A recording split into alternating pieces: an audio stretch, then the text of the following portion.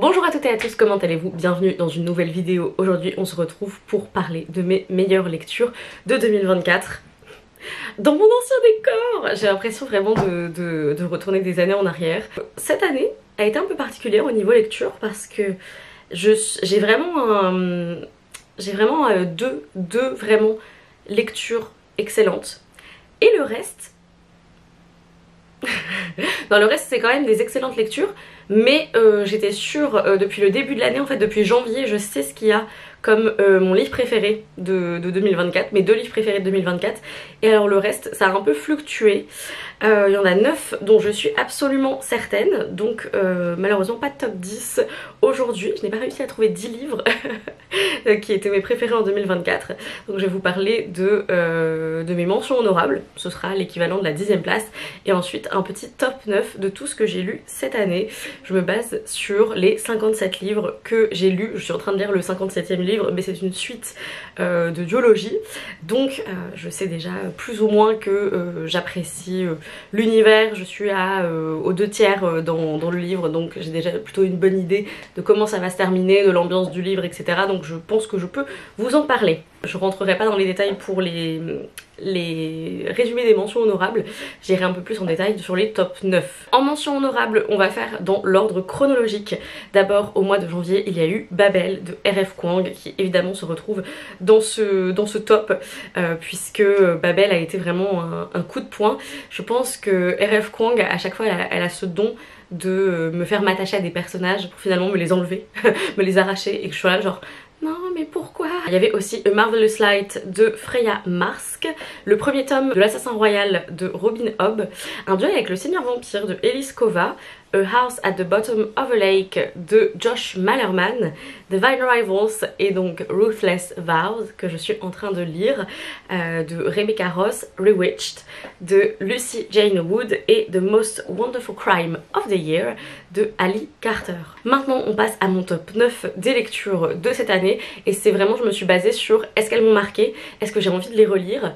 Je pense que c'est les deux choses sur lesquelles je me suis basée, en plus de base est-ce que je leur ai mis 5 étoiles. Il y en a un, c'est le numéro 9 auquel je n'ai pas mis 5 étoiles, mais plus j'y pense et plus je me dis que j'ai vraiment envie de le relire, que ça m'a vraiment marqué. Il s'agit du coup à la 9e place de Porcelaine sous les ruines de Ada Vivalda, je crois, qui est nul autre que Chris Vuklisevich, qui a écrit Du thé pour les fantômes. Porcelaine sous les ruines, c'est son dernier roman, je crois. C'était super poétique, il y avait une ambiance qui m'a vraiment prise à la gorge, une ambiance pluvieuse, cosy en même temps, mais d'une tristesse. En fait on a des personnages qui vivent depuis des millénaires, depuis des centaines d'années, et ça se ressent. Ils ont une certaine langueur, une certaine mélancolie à l'intérieur de leur être, et j'ai été complètement charmée par la plume, par les descriptions. Parce qu'elle a accordé trop de vœux aux humains, Alba a été bannie sur Terre par les génies. Après une longue errance à travers les siècles, elle a enfin trouvé un refuge et une famille sur l'archipel paisible d'Hibernia. Les habitants de ce qui fut jadis l'Irlande voient désormais en elle Lady Whitmore, la dame aux yeux sombres, gardienne de ces derniers morceaux de terre verdoyante que la mer grignote chaque jour un peu plus. Mais l'abondance qui règne sur Hibernia commence à susciter la convoitise de Kimru, l'archipel voisin, puissant et surpeuplé. Le conseil de Kimru envoie alors chez Lady Whitmore un émissaire tout aussi détestable que séduisant, Lethan Alcor. Tout juste élu conseiller, Lethan a une mission cruciale, percer le secret de la richesse d'Hibernia. Et pour y parvenir, il est prêt à utiliser de ses stratagèmes les plus redoutables contre Alba et ses proches. La cohabitation risque d'être orageuse, ce qui a été totalement le cas. J'ai beaucoup aimé aussi que voilà, la romance prenne cette place, mais qu'en même temps, à côté, on essaye de développer l'univers, qu'on ait vraiment cette impression de marcher sur la terre d'Irlande, etc. Donc pour moi, c'était quasiment en fait un sans faute. Je sais pas pourquoi je lui ai pas mis 5 étoiles sur le coup, mais ça m'a donné très envie de le relire. En 8e position, on a un livre que j'ai beaucoup vu dans les pires livres de l'année des gens, donc vous allez savoir que moi c'est dans mes meilleurs livres de l'année. Il s'agit de Bride de Ellie Hazelwood. Et oui, Ellie Hazelwood qui est connue pour écrire de la romance assez spicy dans l'univers des sciences, de la technologie, etc. Et là en fait elle fait une incursion vers la romance surnaturelle qui pour moi était une incursion absolument délicieuse. On va suivre Misery Lark qui est la seule fille du chef du clan vampire le plus puissant pour créer une alliance avec les loups-garous contre les humains. Du coup elle va être mariée plus ou moins de force, elle accepte quand même, mais bon tu sens bien que son consentement n'était pas vraiment requis, heureusement qu'elle est bien d'accord parce qu'elle a ses propres motivations. Elle se marie du coup avec le chef du clan loup-garou qui est Low Morland je crois, et bien sûr, petite romance, mais aussi le concept, le trope de famille choisie. Elle accepte ce mariage pour pouvoir mener l'enquête sur la personne qu'elle a épousée parce qu'elle pense qu'il est responsable de la disparition de sa meilleure amie. Et en fait, vraiment, j'ai trouvé que les personnages étaient plutôt chouettes. Oui, ils rentrent dans des clichés. Oui, ils rentrent dans des tropes. Mais ça faisait très longtemps que je n'avais pas lu de romance surnaturelle, voilà, qui se passe dans notre monde, mais avec des vampires, des loups-garous, des humains, etc. Et en fait je découvre que j'adore ça, j'en veux plus. Donc ça m'a fait vraiment un effet réconfortant, un effet doudou, on peut dire ça oui, une romance extrêmement stylée. Ça m'a rappelé quand j'étais vraiment à l'époque tombée amoureuse de Twilight et que j'étais dans dans cet univers de vampires, de loups-garous. C'est vraiment quelque chose qui me plaît, qui m'attire, qui me réconforte aussi, puisque c'est quelque chose que j'aimais beaucoup il y a une quinzaine d'années. Donc j'étais ravie, absolument ravie de lire Bride, et je sais que ça n'a pas du tout été la tasse de thé de tout le monde, et en vrai, je le comprends, il n'y a aucun souci. En 7ème position, on va parler de Post-romantique de Aline Laurent-Maillard. C'est une non-fiction, une des deux non-fictions qu'il y a dans ce top. On est sur une enquête sur la naissance du mythe de l'amour romantique et sur l'injonction sociale à vivre en couple. La journaliste a rencontré des personnes qui sont sorties de ce moule et racontent leur vie, leur bonheur mais aussi leurs difficultés. Elle démontre que l'obsession pour le couple amoureux est une décision politique et invite à imaginer d'autres manières de faire famille ou société. Je ne l'aurais pas mieux dit. C'est un sujet qui m'intrigue beaucoup. C'est un livre que j'ai passé de main en main à des copines littéralement toute l'année après l'avoir acheté. Je trouve que c'est dit avec une grande justesse, ça parle de la marge, du fait de ne pas être en couple, de ne pas faire couple, que ce soit une décision ou non, et de comment la société nous traite. On revient aussi sur tout ce côté de mythe en fait, de l'amour romantique qui serait la seule chose qui peut nous épanouir, et en fait on démontre que c'est un mythe, une légende, une injonction qui remonte au 19e siècle, et donc ce n'est pas aussi inné et aussi naturel que ce qu'on essaye de nous faire croire dans notre société actuelle. Donc c'était vraiment très très chouette, beaucoup de questionnements autour de l'amour, beaucoup de romances à la fois dans ce top, mais beaucoup de questionnements aussi autour de l'amour, autour du couple, autour des relations, comme on va le voir avec le reste de ce top. En tout cas je vous reconseille bien sûr. Je vous recommande absolument Post-romantique si c'est un sujet qui vous intéresse, vraiment lisez-le. En 6ème position, on a une découverte, vraiment je ne m'y attendais pas, je pensais que ça allait être une petite lecture de plage qui allait me faire passer le temps. Je voulais me reconnecter un peu à cette autrice que j'avais beaucoup aimée il y a une dizaine d'années, qui est donc Amy Harmon, et donc j'ai décidé d'acheter Ce que murmure le vent, un peu sur un coup de tête. Et alors, mais quelle claque! On est dans une romance historique qui commence par un passage assez compliqué avec le décès du grand-père de la jeune femme, qui était sa seule famille. Et donc elle décide d'aller disperser ses cendres en Irlande. Et alors qu'elle est dans cet endroit un peu qu'elle trouve hyper joli, hyper mystique, en fait elle se sent un peu comme aspirée, et donc elle remonte le temps. Elle arrive en 1922 je crois, en Irlande, et donc c'est des ramifications un peu temporelles, un peu délicates, puisque elle est retrouvée par un homme et un enfant, et l'enfant qui la retrouve, c'est son grand-père. En fait, émotionnellement j'étais là en mode de doigts de chialer toutes les 2 pages.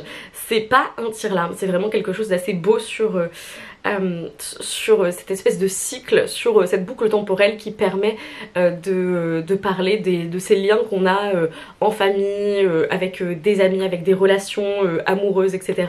Des liens qui perdurent, et ça fait rêver quand même que ce genre de lien, que ce genre de connexion puisse traverser des plans astro, etc., puisse traverser le temps et ce genre de choses. Il y a le côté historique également, puisqu'il y a eu un gros travail de recherche sur les troubles en Irlande post l'insurrection de Pâques de 1916. Et donc on est dans une Irlande qui est morcelée, qui est à la fois sans leader. Donc on a beaucoup de choses qui sont en train de bubble du chaudron. Et j'ai beaucoup aimé ce livre, vraiment ça a été une belle découverte. 5e place, une autre belle découverte que j'ai fait grâce au book club du coup de la librairie rennaise de Little Bookshop. C'était le livre de mois de septembre. Il s'agit de I Who Have Never Known Men de Jacqueline Hartman, qui est donc une autrice belge qu'on a lu en anglais. Tout va bien. Ça va être sur une sorte de post-apocalyptique un peu dystopique. Notre héroïne qui est enfermée avec 39 autres femmes dans une cage en sous-sol depuis une dizaine d'années. Il va se passer quelque chose qui va faire que la situation de départ va changer, mais en fait les femmes qui étaient dans cette cage vont se rendre compte qu'il y a autant de questionnements sur pourquoi elles étaient à l'intérieur de la cage. Elles en ont autant en étant emprisonnées qu'en étant libre en fait, et la liberté apporte d'autres questionnements et d'autres désespoirs et d'autres espoirs aussi. C'était absolument magnifique, j'ai trouvé ça très poétique. La fin, j'y repense encore régulièrement. C'était un peu badant, on va pas se mentir, c'était pas la lecture la plus fun du monde, mais on suit cette jeune femme qui du coup a grandi dans cette cage, a grandi en n'étant pas socialiser avec d'autres enfants et ça pose vraiment plein de questions sur qu'est-ce qui est inné, qu'est-ce qui est appris et oh là là, c'était absolument incroyable, j'ai adoré. 4e position et de manière absolument évidente, je savais que si un jour je relisais un Madeline Miller, je me doutais que ça allait à nouveau être dans mon top de lecture de l'année. Il s'agit bien évidemment de Circé, du coup de Madeline Miller. J'avais adoré Le Chant d'Achille il y a quelques années et la Circé m'a à nouveau ravie, émerveillée. J'ai été prise en fait, tout simplement. Je pensais pas que j'aimerais autant et à nouveau Madeline Miller a fonctionné.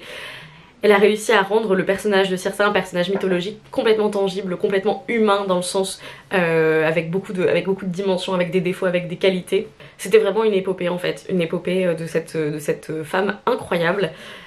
Voilà, donc on va suivre le personnage de Circé à peu près de sa naissance en tout cas jusqu'à un point, je dirais pas jusqu'à sa mort, mais jusqu'à un point de fin qui est assez beau et assez final, on va dire. C'était un livre vraiment à la fois par moments un peu rageant, à la fois très beau, très poétique. Donc évidemment, je vous le conseille. Merci à ma collègue de l'avoir lu 2 fois la même année et où là je me suis dit ah ouais, elle le relit quand même, c'est qu'il doit être très chouette. On arrive dans mon top 3 qui sera peut-être, la 3e place est peut-être un petit peu controversée. J'y ai mis A Study in Drowning de Ava Reid. Vraiment, pour moi, c'était pile ce dont j'avais besoin à ce moment-là. C'était pas un livre sans défaut, mais c'était une lecture absolument enthousiasmante et où je ne pouvais pas lâcher le livre et quand même ça compte un petit peu. Dans A Study in Drowning, on va suivre Effie qui est hantée par des visions du roi des fées, du Fairy King, depuis très longtemps. Depuis un événement assez traumatique de son enfance. C'est pas quelque chose qui est forcément totalement accepté dans son entourage ou dans le monde dans lequel elle évolue. Mais en tout cas, elle est effectivement extrêmement marquée par le lore, par la mythologie. Et son livre préféré est Angarad. Je pense que c'est notre équivalent des Mille et une nuits, qui retrace du coup Angarad, qui essaye de résister au roi des fées pendant plusieurs centaines de nuits. Cet auteur, du coup, l'auteur de Angarad, qui est son auteur préféré, meurt et c'est vraiment un deuil national. C'était un auteur hyper important, etc. Et donc, il y a une sorte de concours qui est fait pour rénover le manoir de cet auteur. Et elle gagne le concours puisqu'elle est étudiante en architecture. Ce qu'elle ne sait pas, c'est que sur place, il y aura également d'étudiants en littérature qui est là pour gérer un peu toute la correspondance, tous les autres écrits de du coup Emrys Myrdin. Évidemment ils sont un petit peu en rivalité, enfin elle est surtout extrêmement énervée contre lui sans aucune raison, mais voilà. Et il va y avoir un petit côté romance entre les deux, une côté rivalité où on peut se faire confiance que l'un à l'autre, qui va se transformer un peu en on se rapproche, des petites relations amoureuses, mais on a tout ce côté folklore, tout ce côté lore effectivement qui est à côté, qui s'inspire énormément du Pays de Galles et du lore gallois, ce que j'ai trouvé absolument incroyable et que voilà, j'étais à fond. Et on a ce trope de littérature dans la littérature, un peu de méta-lecture, puisque c'est le livre dans le livre. On va parler de comment Emrys Myrddin a écrit Angharad, pourquoi, etc. Est-ce qu'il y a du vrai dans ce livre? Est-ce que ça parle de quelque chose qui s'est réellement passé? Comment ça se connecte aux visions que Effie elle a de ce même personnage, qui est donc un des personnages principaux de Angharad. Et donc on a ce manoir aussi qui est perché sur une falaise, complètement battu par les vents, par la pluie, etc. C'était parfait pour le lire au mois de novembre. C'était vraiment pour moi une petite pépite que j'ai vraiment beaucoup aimé, qui parlait de plusieurs sujets. On a aussi notre personnage principal qui est une survivante qui a été victime d'agressions sexuelles, et c'est chouette d'avoir ce genre de représentation dans les livres sans que ce soit pour autant un contemporain où le point principal c'est ça et toute la personnalité de la personne tourne autour de ce truc horrible qui leur est arrivé. Là c'est vraiment pour moi une inclusion de quelque chose qui arrive quand même à énormément de personnes dans un livre de fantasy, dans un livre young adult aussi, et j'ai trouvé que c'était traité avec pas mal de justesse. Oui, le personnage d'Effie m'a un petit peu fait grincer des dents, il y a des facilités au niveau de la romance et des relations, mais l'histoire m'a suffisamment emportée pour que ce soit le top 3 de ce top. On arrive sur le top 2, sur vraiment mes deux livres préférés de 2024, que je ne saurais pas trop mettre que je ne sais pas trop mettre en deuxième ou en première position. Je vais vous parler évidemment de Piranesi de Susanna Clarke, parce que quelle claque absolument incroyable. Comme ce The Unlearning, il y a un peu ce petit côté assez dormant de Dark Academia, mais qui est quand même présent, que moi j'aime beaucoup. On a ce mystère, ce côté folklore également avec Piranesi, qui est un personnage totalement fascinant, un peu une page blanche qui erre au milieu d'une maison sans fin, au milieu de statues, qui observe en fait, qui est incarné et qui observe un petit peu ce qui se passe dans cette maison, et en fait il en fait part à l'autre, qui est la seule autre personne qui existe dans l'univers en fait, l'univers qui est cette maison. Et je ne peux pas vous en dire plus parce que sinon je vous spoil littéralement tout. J'avais essayé de lire Piranesi avant et je n'avais pas dépassé la page 30 je crois, j'étais complètement perdue. Là vraiment il faut dépasser la page 70-80. Je sais qu'on n'aime pas quand on dit non mais il faut s'accrocher un petit peu. Là c'est le cas, c'est vraiment une pépite, c'est absolument magnifique, c'est poétique à souhait, c'est envoûtant.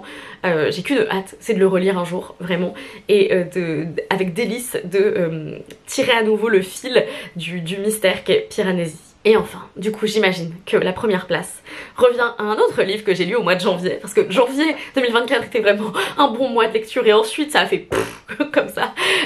Du coup on a les mémoires du coup de Carmen Maria Machado, In the Dream House, qui était un livre sur la relation abusive, toxique, violente, horrible, destructrice de l'autrice avec une autre femme, qui était sa première vraie copine, et c'était à la fois tellement poétique et tellement horrible, n'est-ce pas? On a un peu cet état des lieux, la relation c'est cette maison, et on va se balader de pièce en pièce et on va voir ce qui s'est passé. On n'est pas forcément dans l'ordre de ce qui est arrivé, mais j'admire tellement Carmen Maria Machado pour avoir réussi à poser des mots aussi justes sur tout ce qu'elles ont traversé, avoir réussi à faire de la poésie avec cette relation et cette partie de sa vie qui était vraiment très douloureuse. Voilà, je ne suis qu'admiration. C'est une littérature que je ne lis pas tant que ça, des mémoires assez poétiques, et ça se retrouve en top 1 de cette année, donc comme quoi j'ai bien fait de l'emprunter à une copine. Ça faisait des années que je voulais le lire et c'est chose faite, et c'est évidemment devenu un de mes livres préférés de tous les temps. Là le top 9 que je vous ai présenté, vraiment crème de la crème de 2024, qui a été une année un petit peu en dents de scie au niveau des lectures, mais quel bonheur d'avoir pu lire ces livres et qu'ils aient pu enchanter mon quotidien et mon année de lecture. Quel bonheur vraiment de terminer sur In the Dream House. Et on arrive enfin à la fin de cette vidéo. Comme vous avez pu le voir, il y a quand même des thèmes récurrents pour 2024. On a quand même questionnement autour du couple, des relations, de la romance, les maisons. Parce que dans mes mentions honorables, j'ai mentionné A House at the Bottom of a Lake. À nouveau une maison vraiment très étrange, vraiment très creepy, qui est au fond d'un lac, et deux jeunes gens qui sont sur leur premier date, qui vont apercevoir cette maison qui est donc sous le lac alors que eux sont en train de pagayer sur le lac. J'ai quelque chose, voilà, j'ai quelque chose pour les maisons, les romances, l'Irlande, les relations un peu conflictuelles, et puis le folklore, le lore, tout ce qui va me permettre de m'enchanter, de parler de lecture, de parler de relations avec les auteurs, avec les livres. C'est tout pour cette vidéo, merci de l'avoir regardée. N'hésitez pas à commenter votre top 3 de meilleures lectures de 2024. N'hésitez pas aussi à me recommander des livres si vous avez une idée, quelque chose en rapport avec les thèmes que je vous ai cités dans mes meilleures lectures de 2024. On se retrouve la semaine prochaine pour parler des challenges / des livres que j'ai envie de lire en 2025. Ouh. Et voilà, je vous souhaite de très belles fêtes de fin d'année et à bientôt pour une nouvelle vidéo. Bye.